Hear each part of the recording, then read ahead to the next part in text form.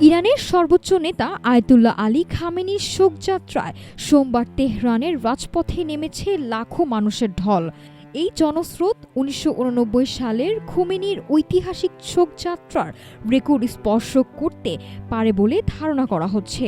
এদিকে এই শোকযাত্রার আবহে ইরানের শীর্ষ নেতৃত্বকে নিশ্চিহ্ন করার নতুন হুমকি দিয়েছে ইসরায়েল। তেহরানের রাজপথ জুড়ে শুধু কালো পোশাকধারী মানুষের কালো সমুদ্র। ১৯৮৯ সালে আয়াতুল্লাহ রুহুল্লাহ খোমেনির বিদায়ের পর ইরান হয়তো আর কখনো এমন জনস্রোত দেখেনি। দেশটির সর্বোচ্চ নেতা আয়াতুল্লাহ আলী খামেনিকে শেষ শ্রদ্ধা জানাতে সোমবার স্তব্ধ হয়ে গেছে গোটা রাজধানী।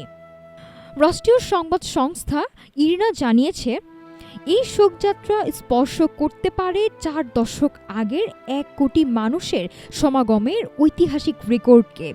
বিশেষভাবে সাজানো একটি যানে করে খামেনির মরদেহ যখন তেহরানের বিভিন্ন সড়ক প্রদক্ষিণ করছিল, তখন চারপাশ থেকে ধেয়ে আসছিল ফুলের পাপড়ি আর কান্নার রোল। গত ৩ দিন ধরে চলা এই বিদায় অনুষ্ঠানে ইরানের প্রায় সব শীর্ষ নেতার দেখা মিললেও আড়ালেই রয়ে গেছেন খামেনির উত্তরসূরি ও ছেলে মোজতবা খামেনি।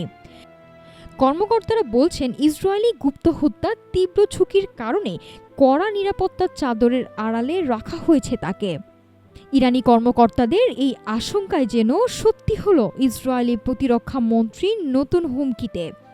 দেশটির গণমাধ্যম চ্যানেল 13 এর বরাতে জানা যায়, প্রতিরক্ষা মন্ত্রী ইসরায়েল কাজ হুঙ্কার দিয়ে বলেছেন, তেল আবিবকে ধ্বংস করার ছক যারা আঁকবেন সেই ইরানি নেতাদের পৃথিবীর বুক থেকে নিশ্চিহ্ন করা হবে।